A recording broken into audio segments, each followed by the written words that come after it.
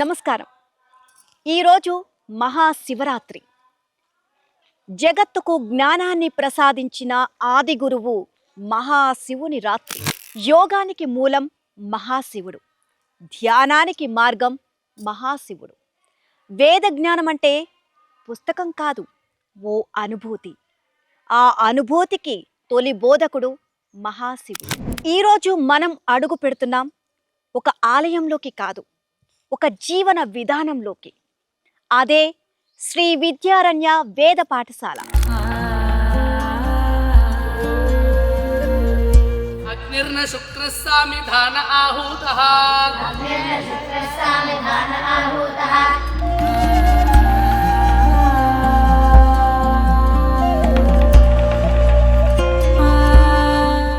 పునరిమగుం సువామ ఇతి ఛందాభిరసువంతా తచ్ఛందసాంఛందస్త్వం సాం నాసమానయన్న తత్సాం న సామత్వం.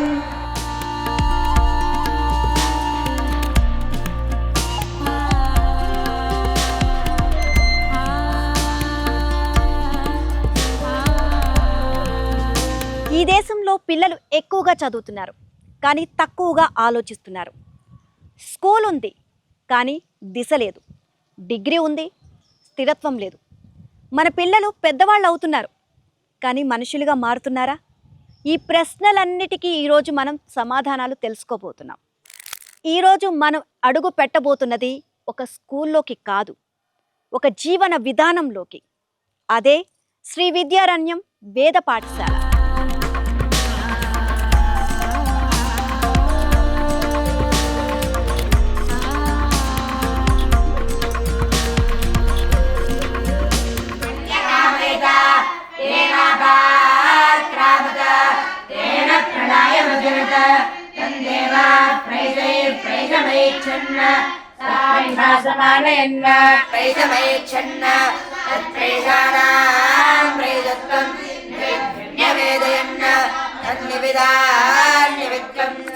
అందరికీ నమస్కారం. ఎలా ఉన్నారు? బాగున్నారా? చిన్న చిన్న పిల్లలు చక్కగా వేదాలు చదివేస్తున్నారు. మీరు అందరూ కలిసి ఒకటేసారి వేదాలు చదువుతుంటే ఎంత బాగుందో తెలుసా? ఒక గుడ్ వైబ్రేషన్. చాలా బాగా చదువుతున్నారు అందరూ కూడా. సో నీ పేరేంటి? సాగర్. సాగర్, ఎప్పటి నుంచి ఇక్కడ ఉన్నావు? 2 ఏళ్ళ నుంచి ఉన్నా. 2 years నుంచి ఇక్కడే ఉన్నావు. ఎక్కడి నుంచి వచ్చావు? కుక్కట్పల్లి నుంచి వచ్చా. కుక్కట్పల్లి నుంచి. నీకు వేదాలు చదవడం అంటే ఇష్టమా? ఇష్టం. మీ మమ్మీ వాళ్ళు ఫోర్స్ చేసి పంపించారా, లేకపోతే నీకు ఇష్టమైన? నేను ఇష్టమే వచ్చా. నీకు ఇష్టమైన. మరి చిన్నపిల్లలందరూ స్కూల్కి వెళ్తూ ఉంటారు కదా, మరి నువ్వేమో ఇక్కడ వేద పాఠశాలలో చదువుతున్నావు. మరి అక్కడ ఆ మెమరీస్ అన్ని మిస్ అవుతున్నాను అనుకోవట్లేదా నువ్వు? ఇక్కడ నేర్పిస్తాను, ఇక్కడ కూడా నేర్పిస్తాను. ఇక్కడ అన్ని నేర్పిస్తారు. ఈ వేదాలతో పాటు స్కూల్ స్కూల్ కూడా నేర్పిస్తాను. నీ పేరు?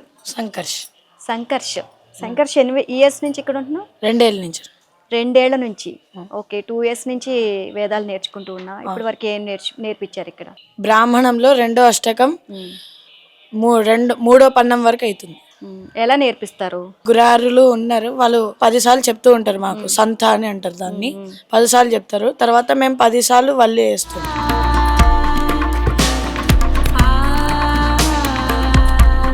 పేరు? అభినీత్. ఏం నేర్చుకుంటున్నావు? బ్రాహ్మణ్. రామ్. ఓకే.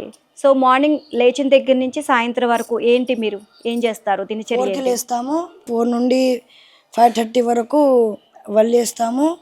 5:30 నుండి 6:15 వరకు స్నానం అవి అయిపోతే 6:15 నుండి 7 వరకు అనుష్ఠానము, 7 నుండి 8 వరకు బ్రహ్మయజ్ఞము, 8 నుండి 9 వరకు ప్రార్థన, ఇంకా అల్పాహారము, 9 నుండి 11:30 వరకు మళ్ళా వల్లి, 11:30 నుండి 12 వరకు సంధ్యావందనము, 12 నుండి 1 వరకు 12:30 వరకు భోజనము, 1 నుండి 2:30 వరకు మళ్ళా వల్లి, 2:30 నుండి 4:30 వరకు క్లాసెస్, 4:30 నుండి 6 వరకు శాఖ, 6 నుండి 7 వరకు అనుష్ఠానము, విష్ణు సహస్రనామము, 7 నుండి 8 వరకు ఆవర్తి, 8 నుండి 8:30 వరకు భోజనము, 8:30 నుండి 9 వరకు సమావేశము, 9:30కి అందరూ వండు.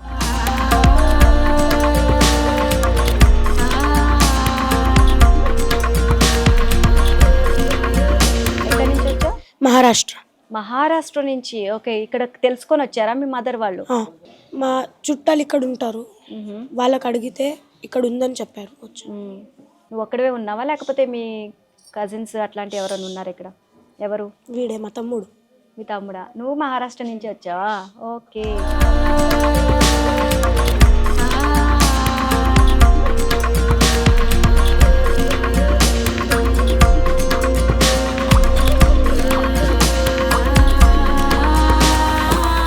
వేదాలు కాకుండా ఇంకా ఏమైనా గేమ్స్ ఆడుతూ ఉంటారు మీరు?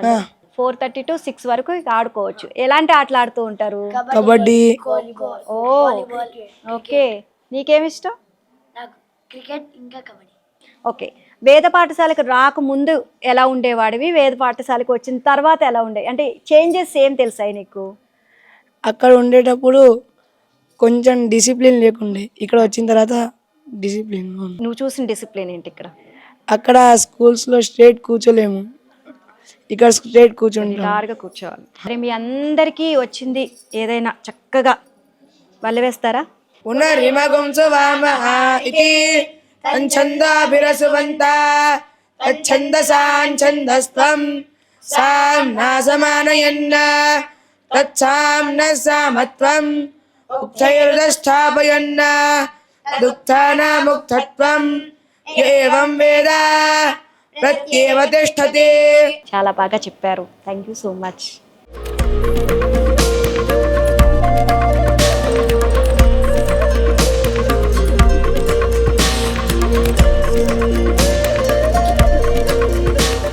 దత్తు మమ్మల్ని బాగా అట్రాక్ట్ చేశాడండి. ఎందుకు అంటే అందరూ మాతో ఫ్రీగా మాట్లాడుతున్నారు, దత్తు మాత్రం సిన్సియర్గా ఒక పోలీస్ ఆఫీసర్ స్టిఫ్గా ఎట్లా నుంచి ఉంటారో స్నేహితుగా అంతే.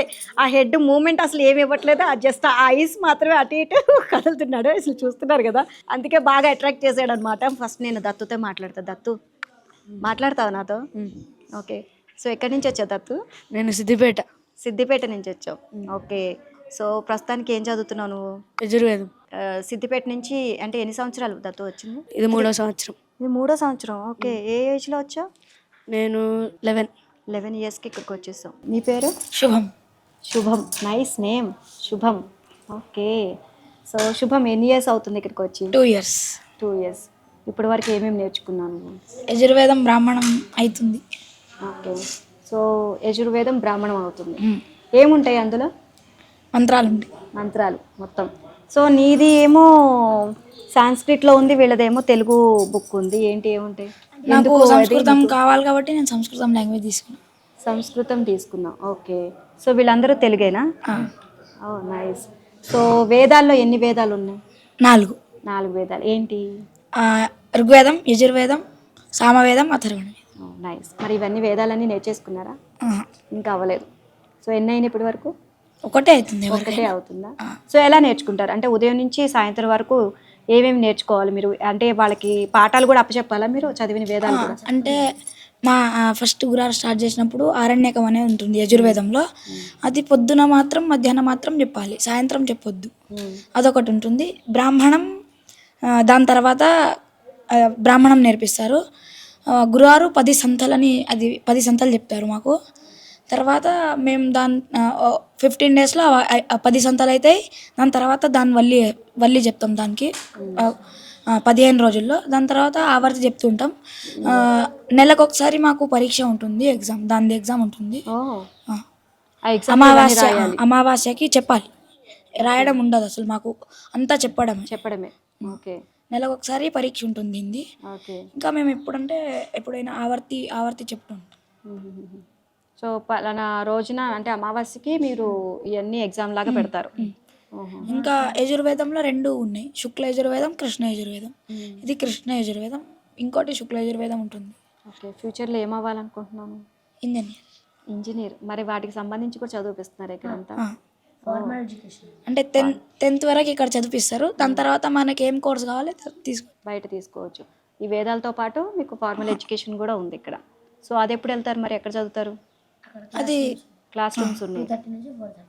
ఓకే. అది 2:30 నుంచి 4:30 వరకు. ఓకే. 2 hours రోజు మొత్తం క్లాసెస్. చతుర్దశి, అమావాస్య, పౌర్ణిమ, అష్టమి. ఓ ఇవి కూడా తిథుల ప్రకారం క్లాసెస్ అన్నమాట మీకు. నైస్. ఓకే. నీ పేరు? నా పేరు అథర్వ. అథర్వ. పేర్లు మాత్రం భలే ఉన్నాయి మీ పేర్లు. ఓకే, అథర్వా. సో ఎక్కడి నుంచి వచ్చా? నేను హైదరాబాద్. ఎన్ని ఇయర్స్ అవుతుంది వచ్చి? ఇది 3rd year running. 3rd year running. Normal స్కూల్స్కి వెళ్తే ఇంకా బాగుండు అని అట్లా ఏమన్నా ఎప్పుడైనా అనిపించిందా? లేదు అస్సలు. అంత బాగా చూసుకుంటారా ఇక్కడ మిమ్మల్ని? బాగా చేసుకుంటారు. ఓకే. సో అమ్మ వాళ్ళు గుర్తుకు రావడం అలాంటివి? 15 రోజులు ఒకసారి ఫోన్ మాట్లాడతాం, నెల రోజులకు ఒకసారి అమ్మ వాళ్ళు కలుస్తారు కాబట్టి ఫ్రెండ్స్తో కలిసిపోతాం. ఓ, వీళ్ళతో ఆటలు పాటలు వేదాలు చదువుకుంటూ టైం పాస్ టైం అయిపోతుంది. నైస్. గడిచిపోతుంది. ఓకే. నువ్వు ఎక్కడి నుంచి వచ్చావు? యుఎస్ఏ. యుఎస్ఏ నుంచి వేదాలు చదువుకోవడానికి అక్కడి నుంచి ఇక్కడికి వచ్చేసావా? ఓ నైస్. నీకు అంత ఇష్టమా? అంటే యుఎస్ఏ నుంచి ఇక్కడికి వచ్చినప్పుడు తెలియదు విద్యారణ్యం గురించి. కొంచెం సేపు అయినాక మా అమ్మగారు ఈ ఫార్మల్ ఎడ్యుకేషన్ స్కూల్స్ బాగాలేవని ఈ పాఠశాలని వెతుకుతూ ఈ పాఠశాలకు వచ్చింది. ఇక్కడ ఫార్మల్ ఎడ్యుకేషన్ ప్లస్ వేదాలు కూడా నేర్పిస్తారు కాబట్టి ఇక్కడ నచ్చింది మీ మదర్కి. అవును. ఓకే. సో ఎన్ని సంవత్సరాలు అవుతుంది నువ్వు ఇక్కడికి వచ్చి? 2 సంవత్సరాలు అవుతుంది, ఇది 3వ సంవత్సరం. నీ పేరేంటి? సిద్ధార్థ్. సో ఫార్మల్ ఎడ్యుకేషన్ సంబంధించి ఏం నేర్పించారు నీకు ఇప్పటి వరకు? Maths, English, Telugu, social studies, EVS. నీ పేరేంటమ్మా? ఆశ్రిత్. ఎన్ని సంవత్సరాలు అవుతుంది ఇక్కడికి వచ్చి? 2 సంవత్సరాలు. ఈజీగా ఉందా నేర్చుకోవడం, కష్టంగా ఉందా? ఈజీగా ఉంది. బాగా వచ్చింది ఏంటిది ఇందులో? భృగువల్లి. భృగువల్లి. భృగువని అంటే ఏంటి? భృగువని ఓకే, చెప్తావా? ఆనందో బ్రహ్మేతి వ్యజానాత్ ఆనందాద్యేవ కల్పిమాని తాని జాయంతే ఆనందేన జాతాని జీవంతే ఆనందప్రయంత్యపి సంవిశంతి తే తైషా భార్గవీ వారుణీ విద్యా రమే వ్యోమన్ ప్రతిష్ఠితా ఏవం వేద ప్రతిష్టతి అన్నవానన్నాదో భవతి మహాన్ భవతి ప్రజయా పశుభిర్బ్రహ్మవర్చసేనా మహాన్ కీర్త్యా. నైస్, చాలా బాగా చెప్పారు. ప్రపంచం పిల్లలకు శబ్దం నేర్పుతోంది, ఈ గురుకులం నిశ్శబ్దం నేర్పుతుంది. నిజమైన శక్తి మాటలో కాదు, మనసులో ఉంటుంది. ఈ ఆలోచన వెనుక ఒక వ్యక్తి కాదు, ఒక జీవన విధానం ఉంది. బ్రహ్మశ్రీ మాడుగుల శశిభూషణ శర్మ గారు. ఆయన నమ్మకం ఒకటే, వేదాలు నిలిస్తే దేశం నిలుస్తుంది. ఆయన కేవలం స్కూల్ పెట్టలేదు, కాలాన్ని కాపాడుతున్నారు. ఈ గురుకులం గురించి మరిన్ని విషయాలు వారి మాటల్లోనే తెలుసుకుందాం. నమస్కారం గురువుగారు. నమస్తే అమ్మా. గురువుగారు, వేద పాఠశాల అసలు ఎంత అద్భుతంగా ఉంది అంటే పిల్లలందరూ కూడా వేదాలు ఒకటేసారి వల్లవేస్తుంటే ఒక గుడ్ వైబ్రేషన్, అసలు అలా వింటూ ఉండాలనిపిస్తుంది. ఎంత బాగా వల్లవేస్తున్నారు.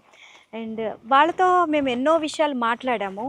అసలు ఎంత నాలెడ్జ్ అంటే, ఎంత జ్ఞానం అంటే పిల్లలకి, చిన్న చిన్న పిల్లలు అసలు మాకే ఆశ్చర్యం కలుగుతుంది, అంత జ్ఞానంతో మాట్లాడుతున్నారు. పేరెంట్స్ నుంచి ఎంత దూరం నుంచి వస్తున్నారు కదా, ఇక్కడే ఉంటారు అంటే అసలు వాళ్ళ ఫేస్లో కూడా ఇంత కూడా బాధ లేదు.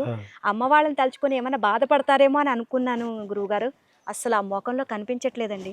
అది ఎలా సాధ్యం అసలు? అంత చిన్న చిన్న పిల్లల్ని ఒక చోట చేర్చి వేదాలు నేర్పించడం అంటే గురుకులం, కులం అనే శబ్దానికి ఇల్లు అని అర్థం అనమాట. మన ఇంట్లో ఇప్పుడు అమ్మ దగ్గర నుండి నాన్న దగ్గరికి వెళ్ళడానికి కొద్దిగా బెరుకుంటుంది, కానీ నాన్న దగ్గరికి వెళ్ళిన తర్వాత అమ్మ దగ్గర కన్నా మోర్ సేఫ్ అనే ఫీలింగ్ వస్తుంది పిల్లవాడికి. అలాగే నాన్న దగ్గర నుంచి గురువు దగ్గరికి వస్తాడు, వెళ్ళేప్పుడు కొంచెం ఉంటుంది, వచ్చినప్పుడు 4 రోజులు కొంచెం అటు ఇటు ఇబ్బంది పడతారు, కానీ వచ్చిన తర్వాత నాన్న దగ్గర ఎలా సేఫ్ ఫీల్ అయ్యారో అలాంటి సేఫ్, అంతకన్నా సేఫ్ ఫీల్ అవుతారు ఇక్కడికి వచ్చిన తర్వాత. మీరు నెల రోజులు అన్నారు కానీ వాళ్ళు నెల రోజులు చెప్పలేదండి. 2-3 డేస్, జస్ట్ 2-3 డేస్ కొంచెం బాధగా అనిపించింది. తర్వాత మాకు అలవాటు అయిపోయింది. మాకు ఇక్కడ ఫ్రెండ్స్ ఉన్నారు చాలా మంది, మేము ఎంజాయ్ చేస్తున్నాం. ఒకటేమో ఒత్తిడి లేని వాతావరణం ఉంటుంది, రెండోది ఒక క్రమశిక్షణ, ఆ తర్వాత ఒక క్రమ పద్ధతి, సరి అయిన సమయంలో సరి అయిన పని చేయటం. అంటే వాళ్ళకి ఖాళీ ఆలోచన, అక్కర్లేని ఆలోచనలు చేసి బాధపడే సమయం కూడా ఉండదు. చక్కగా ఆడుకోవడానికి సమయము, సంగీత సాధన, వేదాధ్యయనము, ఫార్మల్ ఎడ్యుకేషన్ టీచర్లు, ఆటలు, ఆర్చరీ అంటూ వాళ్ళకి కావాల్సినన్ని ఉన్నాయన్నమాట. ఇంకోటి ఏంటంటే అనేక రకాల వాళ్ళు ఇక్కడికి వస్తుంటారు కదా, అన్నీ వింటుంటారు. సో అందువల్ల మనం ఆశ్చర్యపోయే రీతిలో వాళ్ళ యొక్క స్పందనలు ఉంటాయి. ఇంత పిల్లవాడికి ఇన్ని విషయాలు ఎట్లా తెలుసు అని మనం ఆశ్చర్యపోయే రీతిలో, ఎందుకంటే వాడు ప్రతి దాన్ని గ్రహిస్తుంది. ఫార్మల్ ఎడ్యుకేషన్ కూడా నేర్పిస్తూ పిల్లలు కలెక్టర్ కావాలా, లేకపోతే ఒక కంప్యూటర్ సైన్స్కి సంబంధించి ఇంజనీర్ కావాలా, సంథింగ్ ఇలా ఏది కావాలన్నా మీరు చేసుకోవచ్చు అన్న కోణంలో మీరు ఈ వేద పాఠశాలను నడిపిస్తున్నారని మాకు అర్థమైంది. అసలు ఆలోచన ఎందుకు వచ్చింది గురుగారు? ఒకటేమో వేదాధ్యయనము అనేది అన్ని కోర్సులాగా ఇది కూడా ఒక ప్రొఫెషనల్ కోర్సు కాదు. ముందు మనం ఆ ధారణ నుంచి బయటికి రావాలి. అంటే అర్చకత్వం చేయాలనో పౌరోహిత్యం చేయాలనో అనుకున్న వాళ్ళు మాత్రమే వేదం చదువుకోవాలి అనేటువంటి అభిప్రాయం నుంచి సమాజం బయటికి రావాలి. వేదము వ్యక్తిత్వ వికాసం కోసం ఒక కాస్మిక్ పవర్ మనని నడుపుతోంది, ఈ సృష్టిని మొత్తాన్ని నడుపుతోంది. ఆ నడుపుతున్నటువంటి ఆ శక్తి యొక్క శబ్ద రూపమే వేదం. ఆ వేదాన్ని ఉపాసన చేయటం వల్ల మనలో ఒక అనంతమైన శక్తి పుడుతుంది. అత్యంత శక్తివంతమైనటువంటి శబ్దాలతో, స్వరాలతో సహజంగా తనకు తాను ఆవిష్కృతమైన వేదము, ఋషులు చూసిన వేదము మనం నిరంతరం పఠిస్తూ ఉన్నప్పుడు దానివల్ల కలిగే పాజిటివ్ వైబ్స్ గురించి మనం ఆలోచించామనుకోండి, అది చేసేటువంటి వాడి లోపల ఆ షట్చక్రాలన్నీ కూడా క్రమంగా యాక్టివ్ అయిపోయి వాడిలో ఒక అనంతమైన శక్తి. ఏ రాజుల పేర్లు చెప్పినా వాళ్ళందరూ ఇలా గురుకులాల్లో కఠోర పరిశ్రమ ద్వారా అధ్యయనం చేసిన వాళ్ళే, ధర్మం తెలుసుకున్న వాళ్ళే. ఆ ధర్మం తెలుసుకుని ధర్మం ప్రకారంగా వాళ్ళకి తమకు వచ్చిన బాధ్యత, రాజు అయ్యారు, ఆ రాజ్యం ధర్మం ఆధారంగా చేశారు. అందుకని వాళ్ళు యుగ యుగాల తరువాత కూడా వాళ్ళని మనం గుర్తుపెట్టుకుంటున్నాం. విషయ పరిజ్ఞానం కలిగిన వాళ్ళు, అలాంటి వాళ్ళని మనం తయారు చేసి సమాజానికి ఇవ్వాలి. వీళ్ళు భవిష్యత్తులోకి వెళ్ళి డాక్టర్లు, ఇంజనీర్లు, ఐఏఎస్లు, ఐపీఎస్లు, పొలిటీషియన్స్, వ్యాపారవేత్తలు అవ్వాలి. అయ్యి ఈ దేశాన్ని ధర్మబద్ధంగా నడపాలి. అది ఆశ. అలాంటి కోరిక ఉంది తల్లిదండ్రులకు కూడా. వాళ్ళు డాక్టర్లు అయినారు, ఇంజనీర్లు అయినారు, బాగా సంపాదించుకున్నారు. సంపాదించిన తర్వాత వాళ్ళకి వేదం మీద ప్రేమ ఉంది, కానీ డాక్టర్ కావాలి మా పిల్లవాడు ఎక్కడ అని వెతుక్కునే తల్లిదండ్రుల కోసం విద్యారణ్యం మొదలుపెట్టాను. 10 ఏళ్ళు అయింది. ఇప్పుడు చాలా సంతోషంగా చెప్తున్నాను మీకు. మన దగ్గర ఇప్పుడు 140 మంది పిల్లలు ఉన్నారు. ఒక విద్యార్థి యుఎస్ నుంచి ఉన్నాడు, ఒక విద్యార్థి యూకే నుండి ఉన్నాడు, కర్ణాటక, మహారాష్ట్ర, తమిళనాడు, కేరళ, ఆంధ్రప్రదేశ్, అదే చెప్తున్నా, జర్మనీ నుంచి కూడా వచ్చారు. అందుకని మన దగ్గరికి విద్యార్థులు ఇప్పుడు చక్కగా వస్తున్నారు. ఇప్పుడు ఈసారి మన వార్షికోత్సవం అయింది. ఆ వార్షికోత్సవం యొక్క ఆ వీడియోలు చూసిన తర్వాత ఈ 15-20 రోజుల్లోనే ఒక 40 మంది విద్యార్థులు చేరటానికి వచ్చారు. తల్లిదండ్రులు వస్తున్నారు, అనేక రకాల ప్రొఫైల్స్ వాళ్ళు వస్తున్నారు చక్కగా. సో అందుకని ఈరోజు పరిస్థితులకి, అవసరానికి తగ్గట్లుగా పండితుల్ని తయారు చేసి ఇవ్వాలి, అన్ని రంగాల్లో ఉండాలి అనే ఉద్దేశం కోసం నడుస్తుందమ్మా. వేద పాఠశాలలో జాయిన్ అవ్వాలంటే ఏంటి సార్ క్వాలిఫికేషన్స్ వాళ్ళకి? అంటే ఈ వేద పాఠశాలకు వచ్చేసరికేమో ఇక్కడ యజుర్వేదము, ఋగ్వేదము అనే 2 శాఖల అధ్యయనం ఇక్కడ సాగుతుంది. సో బ్రాహ్మణుల్లో యజుర్వేద శాఖీయులు, ఋగ్వేద శాఖీయులు అని అనేక శాఖ సంబంధమైన బ్రాహ్మణులు ఉంటారు. సో ఉపనయనం జరిగిన యజుర్వేద, ఋగ్వేద బ్రాహ్మణుల కోసం ఇక్కడ 7వ వయస్సులో ఉపనయనం చేసుకుని వాడు రావాలి, 10 ఏళ్ళు నా దగ్గర ఉండాలి. ఇది నియమం అన్నమాట. కానీ ఇక్కడ 5 సంవత్సరాల పిల్లలే వచ్చేసి ఇంట్రెస్ట్ తో వచ్చేసి వాళ్ళ అన్నయ్య వాళ్ళు ఉన్నారు అని చెప్పేసి వాళ్ళతో పాటు కూడా వచ్చేస్తున్నారు. ఉపనయనం కూడా మీరే చేసేస్తున్నారు. వాళ్ళు వస్తున్నారు, వాళ్ళ పిల్లలు ఉంటున్నారు చాలా సంతోషంగా. కోరిక కూడా అదే, 5వ ఏట కూడా తర్వాత ముందు ఒక 2 ఏళ్ళు ముందే తీసుకుని వాడిని నా దగ్గరే ఉంచి ఆ 2 సంవత్సరాల పాటు వాడికి సంస్కృతము, సంస్కృత సంభాషణము, బేసిక్ విష్ణు సహస్రనామ పారాయణ ఇట్లాంటివన్నీ నేర్పి కరెక్ట్గా ఉపనయనం చేసి చక్కగా వేదాధ్యయనం చేయించాలి అని ఇంకొక ప్రణాళిక కూడా నడుస్తుంది. ఇప్పుడున్న పిల్లలు ఏఐ అంటూ, అలాగే టెక్నాలజీ అంటూ, fashion, so brands, enjoyment, so వీటి గురించి ఇప్పుడున్న జనరేషన్ అంతా ఆలోచిస్తున్న తరుణంలో సో ఇక్కడి వరకు వచ్చి ఆ పిల్లలకి ఇది నేర్చుకోవాలి అని చెప్పేసి మీరు ఎటువంటి కష్టం కలగకుండా ఆ పిల్లల్ని ఏ విధంగా తీసుకొని వెళ్తున్నారు సార్? మనం చెయ్యాలి అని అనుకున్న తర్వాతమ్మా ఏది కష్టం? నేను చెయ్యాలి అని నేను అనుకున్నాను అనుకోండి, నేను చేస్తాను. అనుకోవడంలో ఉన్నది. తల్లిదండ్రులు అనుకుంటున్నారు, విద్యార్థులు అనుకుంటున్నారు, మనం అనుకుంటున్నాం ఈ పని చెయ్యాలి అని. ఇంకా పని చెయ్యాలి అనుకున్న తర్వాత ఇంకేముందమ్మా, అంతా సంతోషమే. విద్యార్థులను తీర్చిదిద్దాలి అనుకుంటున్నారా, మనుషులుగా తీర్చిదిద్దాలి అనుకుంటున్నారా? వాళ్ళ జీవితం పాడు కాకుండా కాపాడగలిగితే చాలు. ఒక క్రమ పద్ధతి వాళ్ళకి ఇచ్చి వాళ్ళని నడవనిస్తే చాలు, వాళ్ళే తయారవుతారు. వాళ్ళని ఒక మార్గంలో నడవనివ్వాలి. ఆ నడిచే క్రమంలో వాళ్ళకి ఏదైనా బలహీనతలు వస్తే రాకుండా చూడాలి. ఒక క్రమ పద్ధతి పెట్టాలి. వాళ్ళ ఇంద్రియాలపైన వాళ్ళకి కంట్రోల్ వచ్చేటట్లు చేయాలి. ఒకసారి వ్యక్తి తనను తాను పూర్తి స్థాయిలో కంట్రోల్ చేసుకున్నాడు అనుకోండి, వాడు చేయలేనిది ఏముంటుంది. ఇప్పుడు ఆధునిక కాలంలో ఏఐ ఇంకా అనేక రకాల టెక్నాలజీస్ అన్నీ వస్తున్నాయి కదా. నిజంగా చెప్పండి, మన పురాణ ఇతిహాస కథలలో ఇప్పుడు ఏదైతే ఏఐ చేస్తుందో ఆ పనులన్నీ మన వాళ్ళు కథల రూపంలో చెప్పేశారు. మన ఋషులు వాళ్ళ యొక్క తృతీయ నేత్రంతో వాళ్ళు 14 లోకాలు సంచారం చేసేవాళ్ళు. ఒక 1000 సంవత్సరాల నుంచి మన వేదములపైన, పురాణములపైన, ఇతిహాసములపైన రీసెర్చ్ అండ్ డెవలప్మెంట్ కోసం స్కోపే లేకుండా పోయింది. అసలు చదవనీయలేదు మనని. చదివితే చంపేశారు. పండితులు తమ ధర్మము అని అనుకుని కాపాడారు. చాలా కష్టమైన పరిస్థితుల్లో ఈరోజు మనకున్నటువంటి వైదిక శాస్త్రీయ నాలెడ్జ్ భద్రపడి ఉన్నది. ఎందువల్ల ఉంటుందంటే గవర్నమెంట్ సపోర్ట్ వల్ల, ఇంకోటి కాదు. ఆయా వ్యక్తులు ఆయా శాస్త్రాలని కాపాడాలి, ఇది మా ధర్మము అనుకోవటం వల్ల. మన శాస్త్రాల్లో, మన వేదాల్లో అనేక రకాల విజ్ఞానములు ఉన్నవి అని చెప్తున్నారు మన వాళ్ళు. ఇప్పుడు ఈ సమాజం ముందుకొచ్చి ఆ రీసెర్చ్ కోసం, ఆ డెవలప్మెంట్ కోసం ఇన్వెస్ట్ చేయడం మొదలుపెట్టారు. ఇప్పుడు వేద పండితులు ఏమవుతున్నారో 14 సంవత్సరాలు 12 సంవత్సరాలు ఘనాంతం అధ్యయనం చేసి లక్షణం చదువుకుని చాలా పెద్ద అయిన తర్వాత సంభావనలకు వెళ్తున్నారు. అలాంటి వాళ్ళని మీరు రీసెర్చ్ చేయండి అని చెప్పి గవర్నమెంట్ వాళ్ళని ప్రోత్సహించాలి. దానికి తగ్గ వాతావరణం ఏర్పాటు చేయాలి, ల్యాబొరేటరీస్ ఏర్పాటు చేయాలి, కావాల్సినటువంటి. అప్పుడు ఇప్పుడు మీరు చెప్పినటువంటి ఈ టెక్నాలజీస్ అన్నీ కూడా ఇక్కడ నుంచి ఇంకా సులభంగా వస్తాయేమో. మరి అది మన పని. చూద్దాం, భవిష్యత్తులో అట్లాంటివన్నీ ఒకప్పుడు ఉండినాయి, మళ్ళీ వస్తాయి అని ఆశిద్దాము. మన ప్రయత్నం ఏంటంటే మన ధర్మాన్ని మనం భద్రంగా కాపాడుకోవటం. అంతవరకు మనం చేద్దాం. అన్నీ మనమే చేయక్కర్లేదు. మనం కాపాడుకుని ముందుకు తీసుకెళ్తే అది తప్పకుండా మంచి ఫలితాలనే ఇస్తుంది.